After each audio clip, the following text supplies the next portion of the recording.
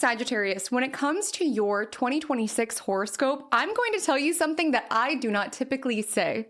And that is that 2026 is your year. And I want you to claim that. I want you to feel that. And I want you to magnetize it towards you. Now, I am not saying this because it is a perfect year. This year's astrology has more than its fair share of celestial challenges. But what I will say is that you are uniquely positioned this year to be able to benefit from this year's astrology, to be able to magnetize in some really electric connections, to be able to broaden your world to new experiences, new travels, new education for some of you, to be able to create art and start things that set trends, to be able to feel in this trust fall with the universe and to feel divinely caught. These are some of the themes that I see playing out within your year, Sagittarius.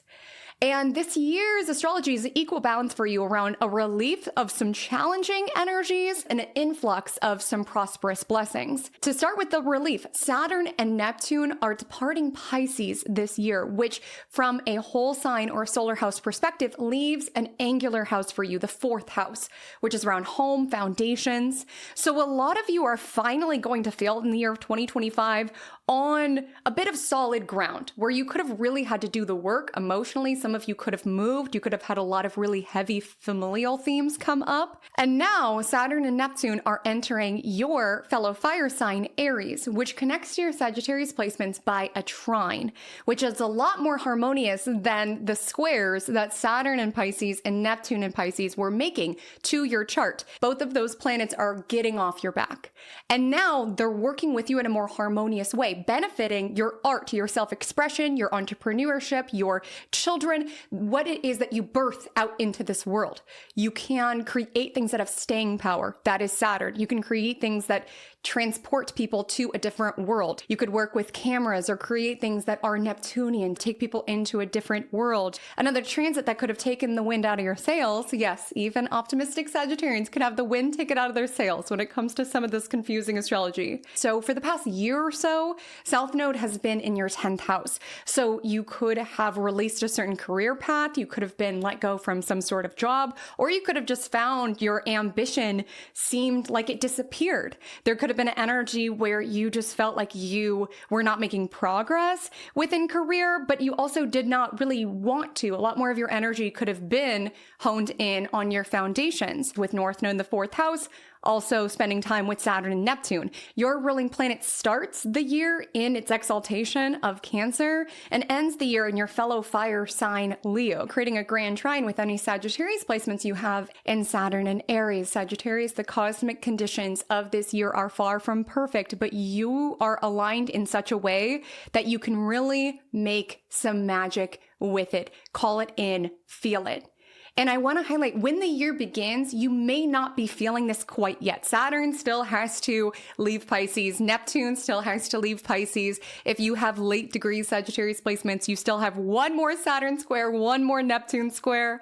The nodes officially shift later on this year. Those eclipses may wrap up the stories that have been playing out within your 4th and 10th houses.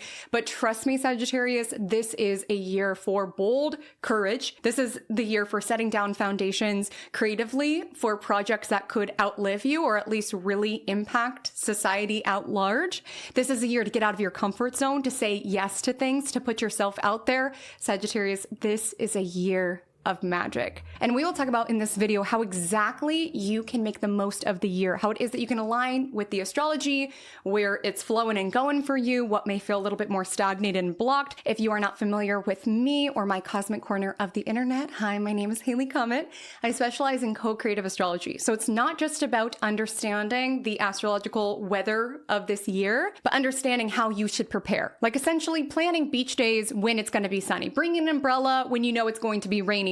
We talk about the cosmos as a tool for you to work with and you to align to. So if that connects with you, I'd so appreciate your subscription. I also have a weekly horoscope podcast called Magic Monday, where I tell the story of the cosmos week by week so you can live your life with more flow and more alignment.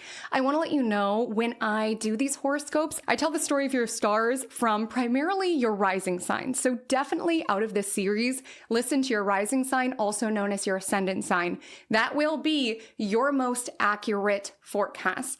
I personally, as an astrologer, also utilize solar houses, which is a technique in which we take the sun into the first house and set up the houses as such. It may not align to your actual houses, which is set by the rising, but oftentimes the solar themes are also very alive within your year. So I definitely recommend listening to your rising sign and then listening to your sun sign. If you are looking for even more information on your year and taking it in a month-by-month context around which months you should bucket a lot of time for work, which months are going to be the most creatively prosperous and fertile, check out Magic 2026. This is a video and a PDF packet that breaks down all of the astrology this year month by month and how it is that you, Sagittarius, can make it the most magical possible. So check that out. If you're looking for a more personalized look at your year, I'm also having Capricorn New Moon classes, which is when we're all getting together around the Capricorn New Moon in January. So within those small group classes, you will be receiving information on your transits within the year ahead, and then be in a supportive group environment to set intentions, particularly intentions that are the most aligned with what is already showing up within your year's astrology under the energy of the ambitious Capricorn new moon. So there's multiple dates and times available. Check that out below. And without further ado, the lights are dimming and the show is about to begin. Let's take it into your 2026 Sagittarius.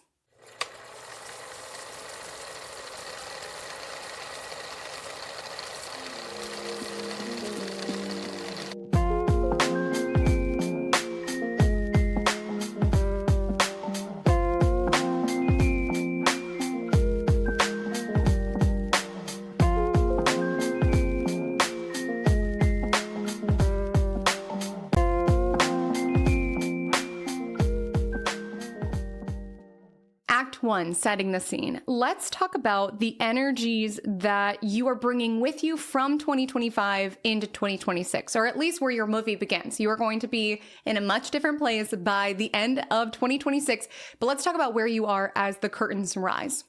So, as I briefly noted, you have had Saturn and Neptune messing up your vibe. Saturn since 2023 and Neptune since 2011. Now, if you have Sagittarius placements between 28 to 29 degrees Sagittarius, you still have Neptune and Saturn breathing down your neck. And when you're working with these particular planets, especially in where they were transiting by actual houses or solar houses, it could bring these equal doses of responsibility and sensitivity. Some of you could have had to step up to enhance responsibility around the home. You could have had to start taking care of a parent. You could have moved and had to put in a lot of work setting down roots in where it is that you are now. You could have become a homeowner and you had to deal with all sorts of issues or flooding or leaks with Neptune also there within your home environment. And with Neptune there, you could have found when it came to familial dynamics, you observed how it is that you're bailing people out of situations, or how your empathy could have felt taken advantage of. You could have had really murky boundaries with your family, or you could have watched certain family members really struggle with addiction. Certain family members really struggle with mental health. Certain family members really struggle with escapism, not living within reality. And so with Saturn there, you could have felt like you had to swallow up more than your fair share of responsibilities in order to make up for what this person was navigating through. Now, this also could have shown up around your overall emotional state. You could have been dealing with certain coping strategies that were not healthy, that were leading you to check out more so from your reality, live more in your dream world rather than do the work to make your dreams come to fruition. Some of you could have just felt like you've been doing a lot of work emotionally on yourself, really getting to the root of certain emotional patterns of your own, why it is that you do have a tendency to avoid or escape, or the harm that you were left with in navigating with a family member who was there but wasn't fully there, or even gave you diluted visions of the world. Like with Saturn energy, a lot of you could have been really doing the work to clear that out. But all in all, with Saturn in the fourth house, it does bring a heaviness as it relates to our emotional state. A lot of times when Saturn initially enters our fourth house, which for many of you was 2023, there could be this energy around feeling very alone. And with Saturn energy, having to do the work in order to nurture ourselves, to comfort ourselves. I do see that for a lot of you in 2025 and an energy you're bringing with you into 2026, you really could have connected deeper spiritually. There could have been an energy, even more so than usual. I mean, you Jupiterians are pretty lucky, but you could have found, particularly at the end of 2025, there was this energy of like synchronicities aligning, and maybe you were working less or something happened with work, which could have been stressful, but weirdly you were taken care of, or things came together, or things aligned. There could have been an energy where you walked away from certain opportunities where you're like, it is a good opportunity, but it doesn't feel for me, and you're rewarded for that with Jupiter in its exaltation in Cancer in the 8th house, where you did feel like blessings just came in from very like mysterious sources. Some of you could have gotten really into ancestry, really wanting to understand your family history, and maybe even for some of you tapped into certain mediumship abilities, ancestral abilities, and really connected with your family on the other side, or recognize certain spiritual gifts that you have that were inherited. And so a lot of you could have really entered your kind of spiritual era, or at least moved into a season where you're really trusting your intuition, you're really validating your emotions. You've built a lot of safety within yourself. You've really strove to build a lot of safety within yourself around. It's never comfortable when you move, but you have set down roots in a new place. Or it's never comfortable to buy a property and deal with a bunch of repairs, but now you know who to call when things go down. It's never comfortable to feel lonely, but you can really feel like you have these healthy coping mechanisms in order to navigate it. It's never healthy to cut out a bad habit, but then you get to know that willpower exists within you. You're moving into this year with a solid foundation. You know, Saturn may be a pain to work with, but at least it does give us a bit of reward when it departs a certain house or departs our modality, in that we get to keep the strength that we built. We get to keep that willpower we chiseled. We get to keep those boundaries that we enacted with family. That also could have been a theme for many of you. And to me, you enter the year with trust, where other people around you might be like, I can't believe you're not taking this particular opportunity. I can't believe you let go of your career here. I can't believe you're doing this. But it feels like you are entering into 2026 with a lot of trust in yourself, a lot of trust in your intuition, a lot of trust in your emotions, but also a lot of trust in the universe. And all of that trust is going to pay off beautifully this year.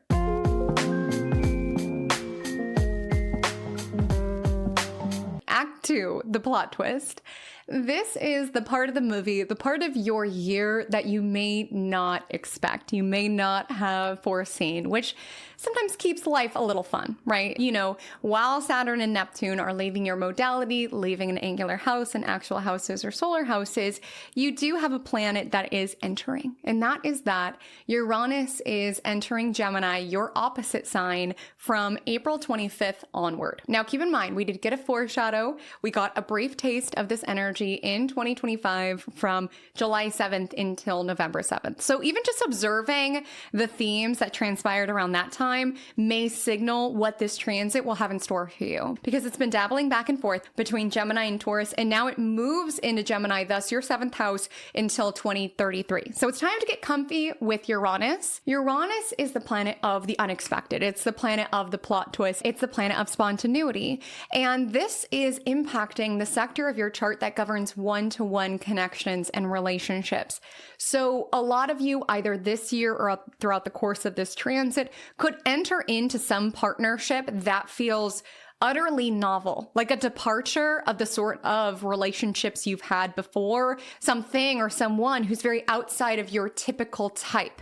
You might be viewing relationships differently. Some of you may even be contemplating different sort of relationships, like who says we have to live in the same house? Who says we have to live in the same city? Who says we have to do things the typical way in a typical timeline? Like, this could be a time that you are really open to relationships that are outside the bounds of normalcy, whether that's your own ideas of normalcy, or even lots of times with Uranus energy outside of society's idea of normalcy, really wanting to partner with people who let you be fully yourself. You know, as a Sagittarius, there typically is a desire for freedom. And it's my belief that we can be with people that make the world feel bigger and not smaller, or who at least don't yuck our yum, or like, let us do our thing. You know, I think a lot of us have been trained to think of relationships and partnerships like we have to be less of ourselves in order to accommodate, in order to compromise. But I believe the right partner allows you to be even more of a person who understands when you want to go on a solo trip for a month, or when you want to go on a retreat, or if you're a social butterfly and your partner is not, someone who understands when you want to socialize, someone who does not hinder your freedom, who lets you be you. I do believe that sort of energy is possible.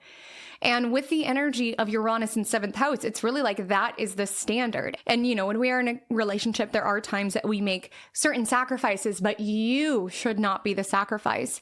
You should not feel like you have to play a role with your partner, that you can't wear as bright as colors as you want, or like you have to be more demure or meek when they are bringing you around their friends. Like, I just genuinely feel with Uranus in 7th house, you are really wanting to align with people who make you feel like you can be your freaky deaky self, and they just love you as you are and see you as you are.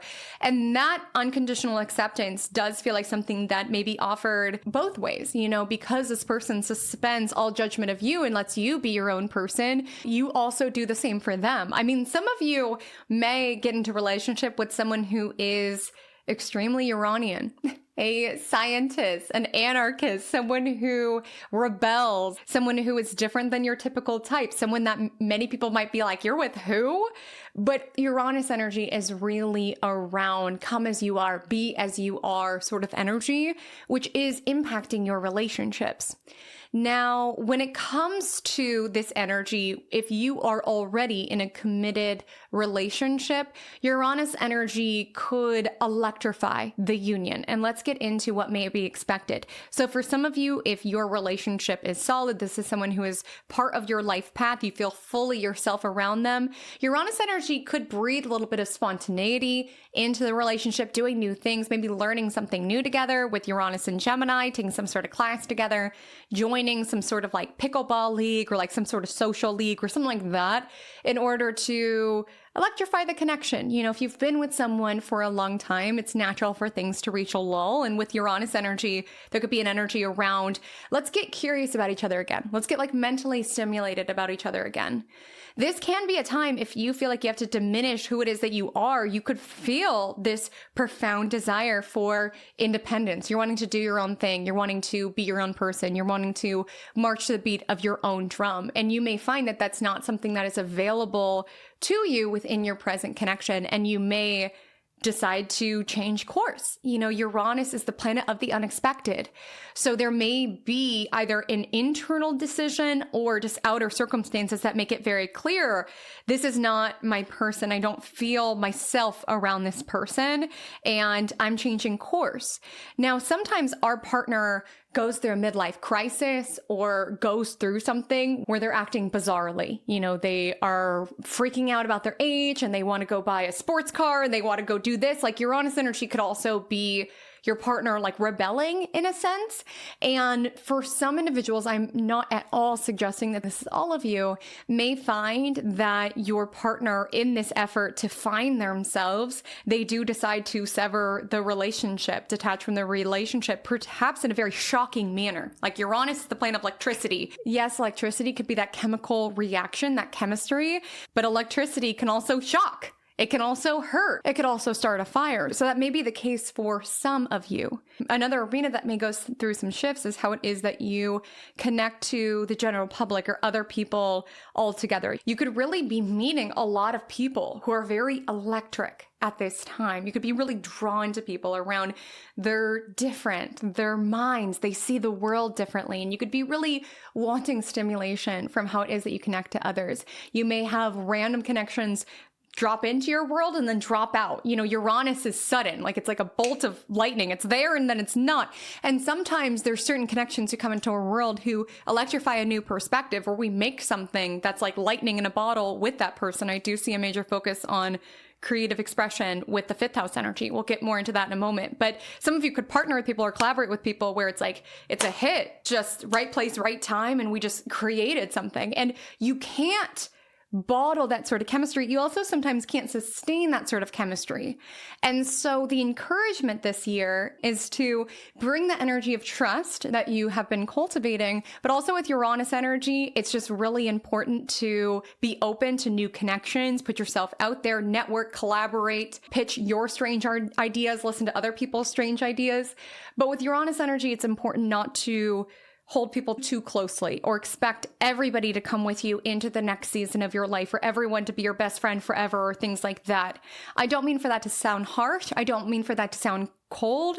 That just tends to be the nature of Uranus, where it's like when we're together, it's electric, and sometimes the time that we spend together runs its course. And the other frustrating thing about Uranus energy is that while I do believe some of you may enter into committed relationships, continue to sustain committed relationships, Uranus energy in the partnership sector can be an energy of not wanting to be tied down, whether it's coming from your end or the other person's end. Sometimes with Uranus in our 7th house, it could be this energy around love you, love spending time with you, love creating with you, but I don't want to be locked in a recording contract with you, as an example. Or why do we need to get married when things are going well so much right now? Because sometimes with Uranus energy, we could stress ourselves out trying to pin down people who don't want to be pinned down, whether that's for a creative project or for marriage or whatever that may be. And so it's important to really enjoy those experiences as you are having them. And sometimes Uranus energy kind of makes us release attachment to where exactly it's going to go or where exactly it's going to develop, because Uranus energy can just be up and down in that way. And I don't want that to feel discouraging. That is just one way that Uranus energy can show up. And this transit just makes it really important to honor yourself as a unique individual, as well as other people as a unique individual, and to recognize the fact that sometimes, as interesting as someone is and as electrifying as the connection is, sometimes what it looks like to remain in our purest authenticity and what it looks like for that person to remain in their purest authenticity, and for us both to follow the path of which we are soulfully aligned to, sometimes those do not gel. And sometimes with Uranus energy, we find maybe we're better off as friends, or maybe we can collaborate together on a freelance basis, because 7th house is business partnership. So with Uranus energy, there can be some ups and downs there potentially. I want to highlight this Uranus energy is going to be the strongest if you have Sagittarius placements between 0 to 5 degrees Sagittarius. This indicates you will have a Uranus opposition this year, which can bring in an energy of restlessness. Like you can feel very restless. You know, when I was having a lot of Uranus aspects, I just felt like a live wire. There could be just a sensation when we're having a strong Uranus energy around, I want to change. I want to disrupt everything, right? And it can be a time that you create things that are out of this world, or that you partner with people who are very unique, or that you decide you finally want to make that change that you know you've been wanting to make happen. Like Uranus energy can be that. But sometimes it could just be this energy around feeling really unsettled and looking for change as like a band-aid in order to remedy what it is that we are feeling, which, yes, change is natural. You're a Sagittarius, you're all around new experiences and new adventures, but it's important to be running towards a vision and not running away from one. And what I mean by that is not just changing things just because it's something different and, oh, I'm having problems with my relationship, so I'll just get a new one. Oh, I'm having this tense situation with my landlord, so I'll just move. Like sometimes change is a band-aid to a problem rather than necessary. And so with Uranus energy, a lot of times can electrify the sensation around, I want to change something within my life. I want to disrupt something within my life. I want to change how it is that I date. I want to change my partnership. And it's just really important to know that sometimes we don't need a whole new thing, a whole new man, a whole new woman, a whole new place to live, a whole new job. Sometimes there's changes that we're able to make where it is that we currently are. This is not me saying to keep your life exactly the same. In fact, I see a lot that's around opening yourself up to new horizons. My encouragement would be, especially if you're having a Uranus opposition this year, really check in with where the motivation to change is coming from, because it's an opposition, which essentially means it's the furthest that it can possibly be from your Sagittarius placements. And so sometimes there's this energy around thinking that will be different if we're in a different location, if we're in a different relationship. And I am a believer that wherever you go, there you are. It's not to say that places cannot be portals and new relationships cannot be portals and where we live cannot be portals. But if we are seeking change as a way to evade the work or to think, I'll be different when this happens, sometimes we get to that new location and that new relationship and we find, wait, I thought I was going to be totally different. I thought I was going to no longer have these issues and problems. Like if anything, Saturn and Neptune in your fourth house and some of the eclipses this year, which we'll get into now, could have really sharpened into focus your own emotional needs, what was happening within. So I don't think all of you will necessarily just blow up your lives with Uranus opposition just because you are evading work, but that could be a possibility for some, not all. I would just say for most of you, check in with your motivations, change because you want to change because you want to experience life, change because there's different experiences that you want to have and different places that you can go to that feel very fully and authentically your own. Don't change because you think you're going to be a different person in the new relationship, in the new city, in the new house, what have you. And so another plot twist is those eclipses. So like I mentioned, the North Node in Pisces, South Node in Virgo story is coming to a close in the year 2025. And where North Node in Pisces and South Node in Virgo has transited since the beginning of 2025 is North Node was in your fourth house of home and family, South Node was in your 10th house of career reputation. Now, even though the nodes officially shifted, the first eclipse kind of hinting at the major themes began in September 2024. So when we have eclipses in angular houses, it tends to really stir things up. And a lot of the shifts could have been around home and work. North Node is around growth and gain, and it was in your fourth house of home, family. South Node, which is a point of release, of shedding, was in your 10th house, which is why you could have found in 2025 that there wasn't as much forward momentum as it relates to career, or not the momentum that you wanted it to have. Or a lot of you just could have been soul searching, reassessing what are the career visions that I really have, that are really soulful, that are really right and true for me. Some of you could have just been dealing with a lot of burnout, like with South Node and Virgo. I just feel like people just take from me. I just feel like I constantly have to serve. I feel like the way that I show up is very attached to my physical labor, and potentially I'm wanting to shift that. And that could have been the story for some of you. And this story involving these angular houses has 2 more eclipses this year. In the year 2025, there's 2 eclipses that will open up the new story of the 3rd house and the 9th house. But let's talk about the eclipses that are the most impactful for your chart, which is the angular houses, 4th and 10th. So the first one lands within the 10th house, and it's on March 3rd. It's a lunar eclipse in Virgo. For a lot of you, this could be a release of some sort of position. You could be letting something go. You could be letting go of a certain vision of where you thought your career was going to go in order to flow with what feels right. Again, you could have received in 2025 and also beginning in 2026, a lot of people like, are you crazy? Like, I can't believe you're turning down that contract. I can't believe you're turning down business. I can't believe you're doing this. What's your plan? And with North Node Pisces in the 4th house, a lot of you could just been making decisions because it felt right around, I don't know, I just really needed to clear up my schedule, or I don't know, it was just really important to me to enroll in this new program and make this particular shift. I can't explain it, but it's what feels right. And that first lunar eclipse is a release or a letting go. And maybe for some of you, if you're working in the same field, if you're working in the same career and you're not wanting to quit, it could be an energy around releasing, allowing criticism there to affect you, or trying to be validated by your bosses, or trying to get certain emotional needs met by work, trying to get a void filled by positive words from our boss or something like this, the words that we never received at home. Like there could be something like that you are just recognizing is unhealthy and letting go.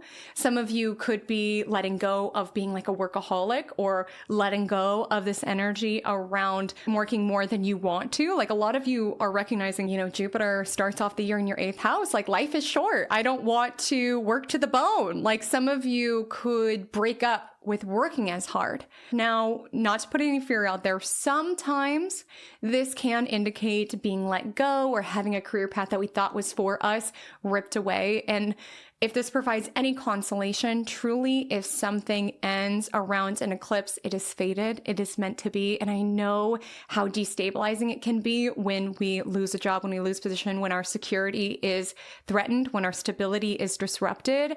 But if it happened around an eclipse, trust that you are taken care of. I remember I was released from a position during a lunar eclipse and I cried. I mean, it's really traumatizing when you get let go from something and you deal with all the fear of like, what am I going to do? How am I going to pay my bills? But when I say everything clicked together in such a beautiful fashion, like beyond what I even thought would ever be possible from me.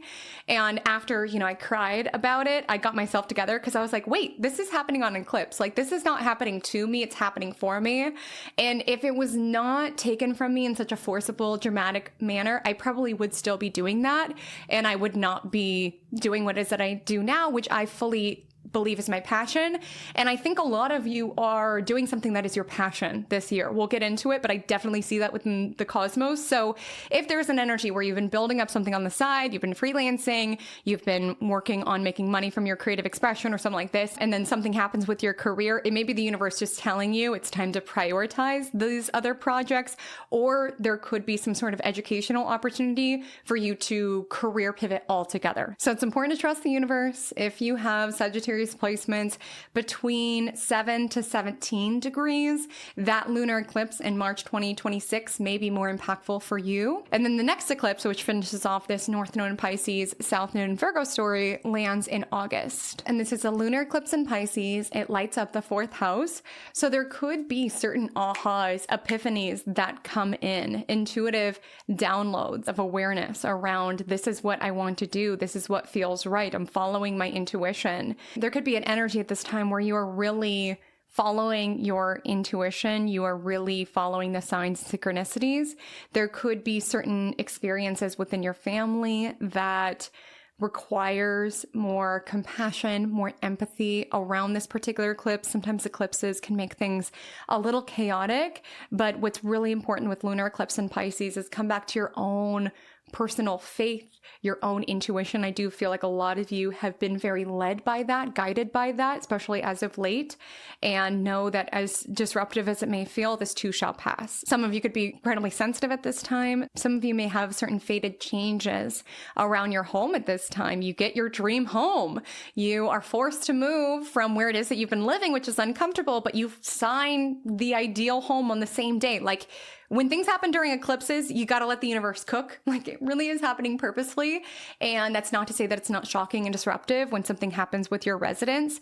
But if it happened around this particular eclipse at the end of August, you are led, you are guided. Keep your vision on your dream home, your dream apartment, or at least the dream energy that you want to maintain within your abode, and know that there's circumstances late August could be clicking that into place, especially if you have Sagittarius placements between 0 to 4 degrees. I do want to highlight those are the two that finalize the story in 2026. There is one final one in Virgo in 2027. Just a heads up, we'll cover that in 12 Days of Cosmos 2027 edition. But those are the two eclipses that I can expect some plot twists in relation to the North Node in Pisces, South Node in Virgo story.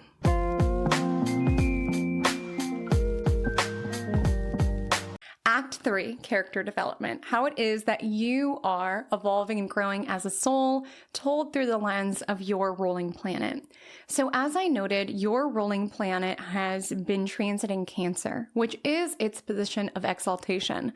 A lot of you could have been cultivating a lot of faith, a lot of trust, and been met with a lot of synchronicity, like meaningful coincidences around what are the odds that this would happen, or feeling like, well, there could have been scary circumstances or certain fears that you were overcoming. There could have been an energy around feeling very divinely caught by the universe altogether. You could have been really doing a lot of soul searching is the best way that I can describe this, really digging into what you want to be your legacy. And like I noted, this could have to do with your ancestry and your ancestors really connecting to the other side. Some of you could have really gotten into your occult era, your metaphysical era with Jupiter in the 8th house. Some of you could be receiving support from someone. Your partner could have gotten some sort of raise, bringing in more shared income. You could be receiving more dividends. Your investments could be doing well. You could be receiving support via child support, via alimony, via unemployment, something like that. Money that comes in via unearned means. And it's not to say that you did not put effort in, but it's basically money that's not tied to clocking in and clocking out. And with Jupiter in the 8th house, you could just find that money is randomly finding you, or even just support around, I needed this and I just so happened to meet this particular person. Like, it's very important in the beginning part of the year to feel safe to receive. You know, a lot of Sagittarians are very independent, and that's a beautiful facet of you. But some of you could have been really doing a lot of work to feel safe and comfortable to receive, whether that's help from other people, support from other people, favors from other people, whatever that may have been. And also with Jupiter and Cancer in the 8th house, you also could get a really great tax refund. There could be an energy around finally being able to free yourself from some sort of debt that could have been looming over you, or an energy of getting some sort of investment, getting some sort of loan. Some of you could have purchased a home and got some sort of loan in order to do so.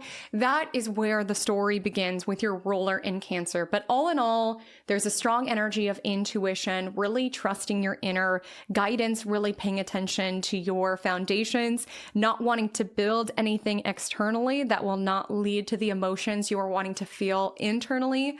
Definitely is a focus this year. Like I said, South Node in Virgo and those eclipses can sometimes be this energy of not being as ambitious as it relates to the outer world as we used to be. Some of you are like, when it's time to go, don't want to leave with any regrets that I overworked myself or that I never pursued my passion. Like, there could have been an energy of recalibration around recognizing it's definitely part of our experience, but it's not everything.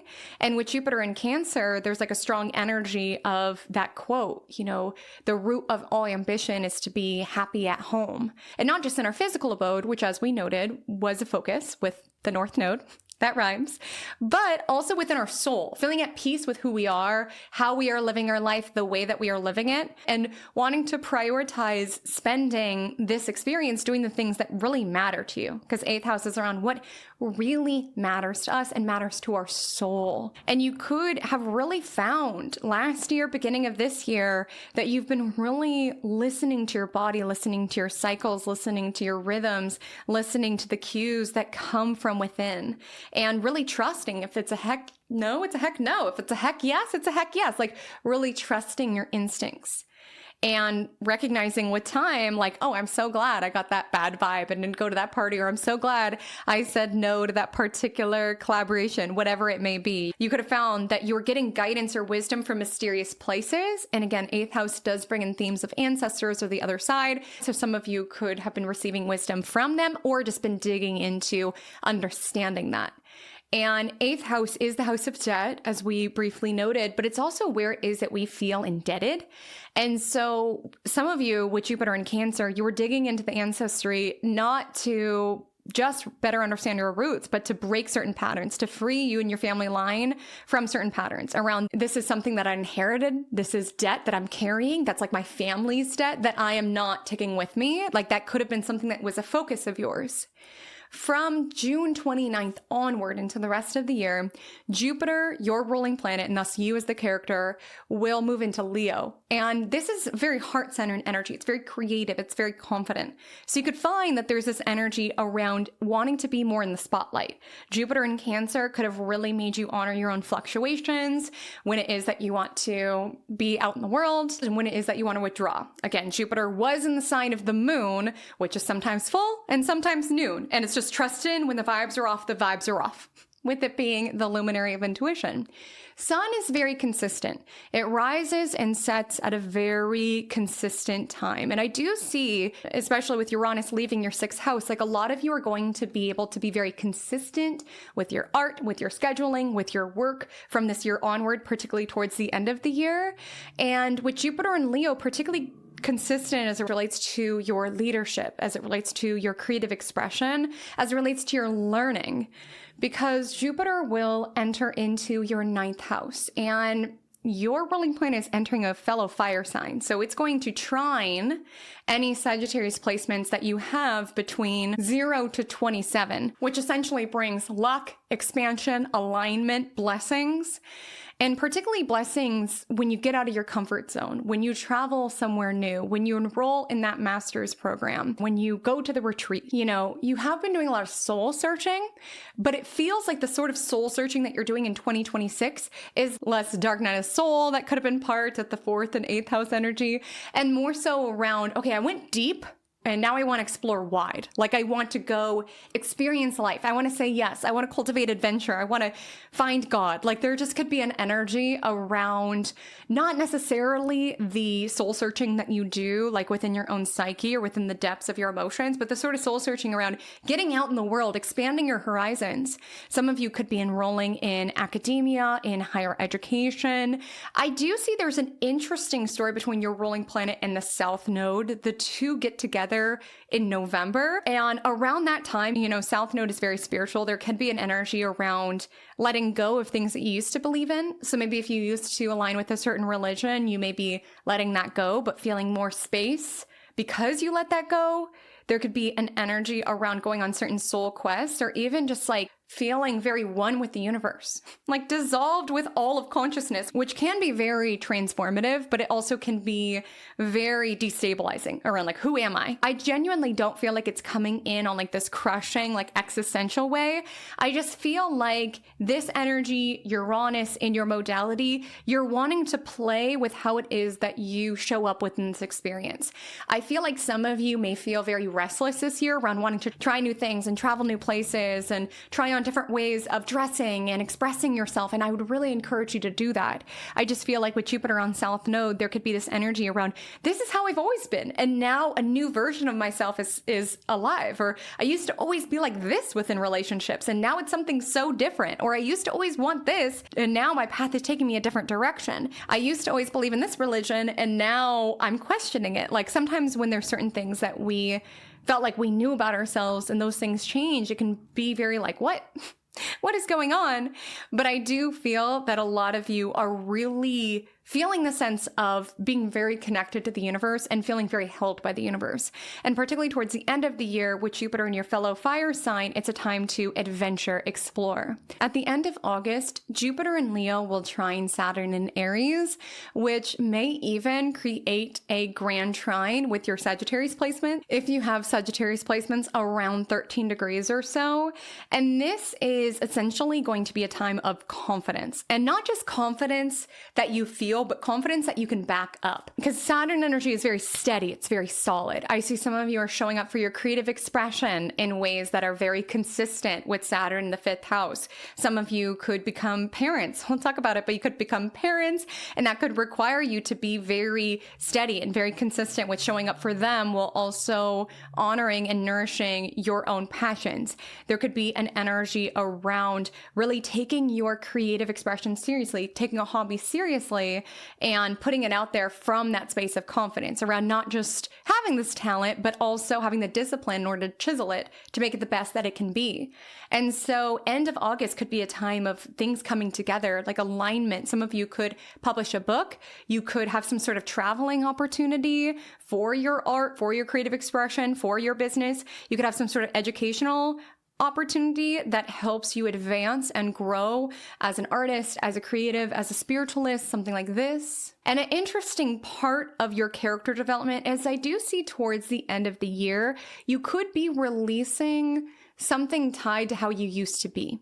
Your ruling planet will align with South Node. Some of you could recognize that a certain situation within your life stems back to past lifetimes, and like recognizing that and letting that go. Some of you could recognize that this tendency of yours to always want to go where the grass is greener, or always crave the next thing and the next thing. Some of you could be releasing that, adventuring and expanding your horizons because you want to, and not because you're seeking to run away from anything, just with South Node in the 9th house. Allowing yourself to acquire more wisdom, but also emboldening connection with those around you, with North Node and Aquarius in the 3rd. We'll talk about that in Act 4, but on wrapping up your character development, I want to share that in December, Jupiter in Leo will trine Chiron in Aries. So I do want to say that for some of you, you could be really healing your inner child at this time, creating art that really heals your inner child, prioritizing your art in a way that somewhat heals your inner child, seeking education, guidance, mentors who support you with any sort of fertility challenges that you've been navigating, if that aligns for your journey. Or you could be creating things that are very healing for maybe even other people.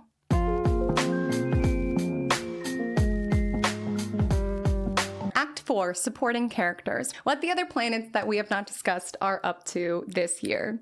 I want to dig in a little deeper to Saturn, who I briefly noted is in your fellow fire sign Aries and now in your 5th house, which is a lot more light than it in the 4th house. It doesn't mean it does not have its fair share of challenges. I mean, it's Saturn after all, but it is lighter than having Saturn in your 4th house. And Saturn's actually working with you helpfully if you have any Sagittarius placements between 0 to 14 degrees. That means Saturn will trine your Sagittarius placements, which is helping you build things that last. Like I said, especially if you're having your Uranus aspect this year, sometimes we just want to shake things up, but Saturn energy is around. If you want to build a life full with things that you love, there is a need for responsibility. There is a need for discipline. There is a need for structure in order to create, as Saturn will be in your 5th house of creative expression. So some of you could be really taking your art more seriously, taking your creativity more seriously, taking your business more seriously. You know, 5th house is about things that we kind of birth out into the world. And Saturn, yes, makes it less fun, but it gives it staying power. It gives it discipline for you to like really work to show up, to write the thing, to put in the effort to network, whatever that may be. I often see this transit with individuals who enter a serious relationship, as 5th house is around dating and Saturn limits it. So I often see people get cuffed up when Saturn's in the 5th house, where they are less free to hook up or play the field or what have you. So that could be one way it shows up. Or if you're single, you could just be not in the mood to mingle. Could be kind of Saturn. I do see some of you could be dating someone older, because Saturn is planet of time. Uranus is things that are a little out of the norm. So some of you could be dating someone that other people are like, why are you dating someone where there's that much of an age gap? Like there could be something like that alive for some of you, not all. Another theme of Saturn in the sector is that some of you could be really putting in the effort to conceive. You could be really stepping up as a parent or have certain challenges around parenting. If you are seeking to conceive, have a child, I briefly mentioned Chiron and Aries will dabble into your 5th house as well, in between the 5th and the 6th. So some of you could be considering like acupuncture or something else that's a little outside of the norm in order to conceive, or have to seek out wisdom or guidance from people in foreign lands. That could be a story for some. And Neptune's also there. So when Neptune is transiting a territory, it gets a little confusing. And so there could be blurred boundaries as it relates to people that you're dating. There could be blurred boundaries with your kids, in which you're really having to be a disciplinarian more so. And by blurred boundaries, I mean like they think they can stay back from school or something like that. Or maybe they're treating you more so like a friend than a parent. Like Saturn and Neptune could really make it clear this year, like, oh, I have to be more strict with my kids, or I have to be very clear in terms of how I feel about their partying. Like there could be something like that showing up. You might have to work in order to conceive or put in some effort, or it might take a little longer with Saturn in your 5th house. But with Neptune there, you could feel like when you conceive, it's like a gift from the universe. You could feel like it's a very soulful connection to your child, which I would imagine most of us do. But like Neptune energy, just feeling its energy around, I've known this baby before, or maybe just the experience of parenting altogether is just a very spiritual experience for you. Some of you could be experimenting more with film, photography. You could be playing with the camera as a medium. Some of you could be in front of a camera. Some of you could be really creating art that's very mystical, that's very transcendent. Some of you could find a hobby of something that's very spiritual, or even Neptune themes could also be around making beautiful cocktails or something like this. That could be like a creative expression for you. And you will have a Neptune trine this year. If you you have Sagittarius placements between 0 to 4. So that'll amplify all of these Neptune energies of glamour, of celebrity, of cameras, of mixology, of sometimes lack of boundaries, but less so when it's just a trine. There's just an energy where you can really have this energy of romanticizing your life, seeing the beauty in life, and being very inspired from that place. But with Saturn also there and the two aligning in February, it's going to be important to put in work in order to capture those visions. You know, if we just sit and we don't do anything about it, that idea will flutter to somebody else. And so both Saturn and Neptune is asking you to be disciplined about your art, because you may be the recipient of some really otherworldly downloads with Neptune there. Uranus, as I noted, will enter your 7th house until 2023 from April onward. But before that, it is wrapping up a story that has been alive since 2018, which is Uranus and Taurus in your 6th house. A lot of you could have had to change up your eating since this time. You could have been experimenting with different ways to eat in order to feel your best. Some of you could have had like certain freelance gigs or jobs where your employment was in ways as steady. You could have had certain health issues that were very up and down. And I do want to say, even though Uranus is departing the sector, Chiron does briefly enter from June to September. And so those themes around healing, creating a diet or exercise routine that's very true to you and your unique nuances could absolutely be important. I would just say with Chiron briefly dabbling in your 6th house, it's important to not feel invalidated as a person because of what's happening at work. With Chiron and Taurus, it brings up a lot of worthiness wounds. And with it in the 6th house, my encouragement would be not to feel personally not good enough if you are dealing with something stressful at work, or your coworkers never acknowledge you, or you're not receiving success in the way that you wanted to. Like, Chiron energy can just make us feel not good enough, not valued, not cherished. And I'm not invalidating that. If that comes to the surface this year, I would really encourage you not to take it personally. With the energy of Chiron, just recognize where it's hitting. Because a lot of times with Chiron energy, it digs much deeper, where it's not just a coworker we're triggered by, it's how they remind us of our sibling, or it's not just around this boss never complimenting our work, it's also digging at the wound of our father never recognizing our talents. Like, a lot of times Chiron energy digs deeper than what is visible, but what I would say, pay attention to what transpires midway through this year, especially around health, especially around your day-to-day, especially around work, and really seek to heal at the source. Sometimes when we bleed when flossing, we just decide, oh, I just won't floss anymore, rather than addressing why my gums are bleeding. There's just an invitation to prioritize that. But knowing all in all, these themes of life may be a little bit more stable than they were with Uranus creating some ups and downs in this arena. I also want to mention your 3rd house is somewhat active this year with Pluto transiting there, North Node entering there. Thus, lots of eclipses are going to start activating this zone. And with North Node, it typically brings gain. So with Pluto energy, you could be really diving deep into certain topics. You could be really diving deep into your own mind, really wanting to understand your psyche.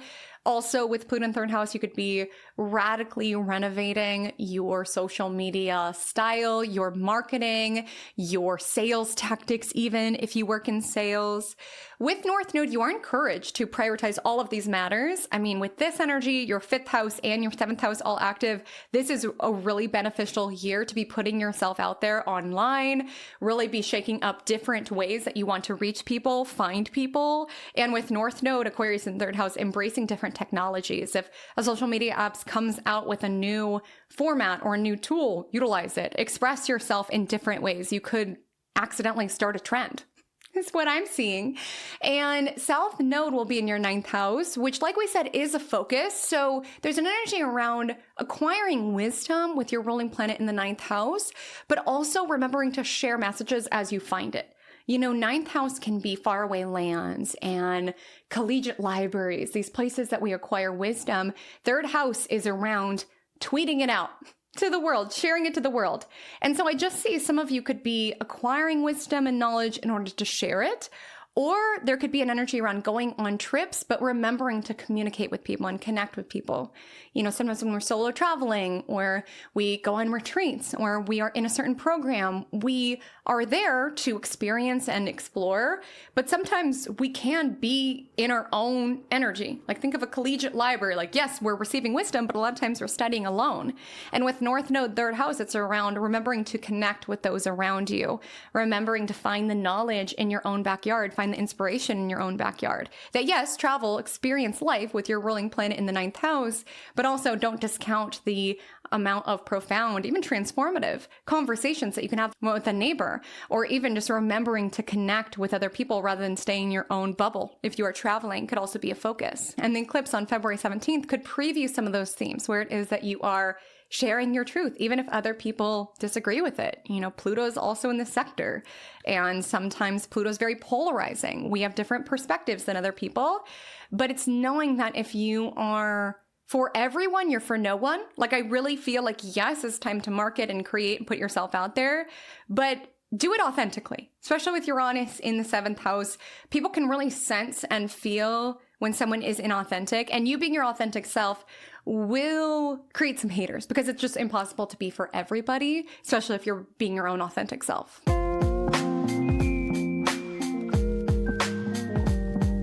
So Sagittarius, do you see why I say this is your year? It's not that it does not have challenges. Uranus in your modality can create some instability. Those final eclipses in your 4th and 10th house can create some shakeups. But genuinely, there is an energy coding your year of growth, of expansion, and sustained growth. I love that your ruling planet trines Saturn this year because it's soulful experiences that you're able to build on. Creative expression that is solid. Being disciplined about how it is that you show up for your craft or show up for your child or show up for what you're passionate about. It takes work and effort to build a life that you are passionate about. And that's what it feels like you're doing this year, Sagittarius, is building a life that you are passionate about, that feels fully authentic, that is filled with the intentional curation of joy, and one where you trust that you are led and guided by the universe with every step. So make it a magical year, Sagittarius. Remember to explore and create and live.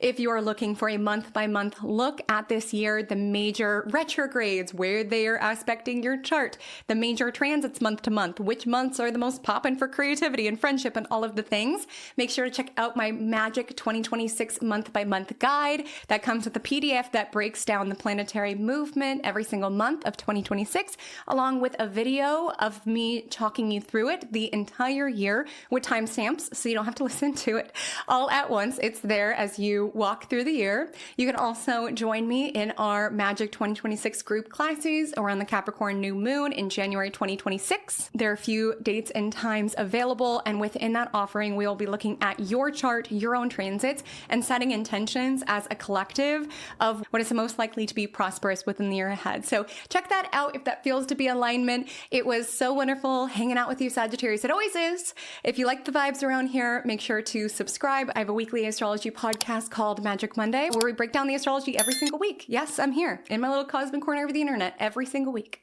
Rain or shine, great astrology or bad astrology, I'll be here. And I'm sending you all of my love to make this such a magical, expansive, joyful, creative year, Sagittarius. And until we meet again, stay magical.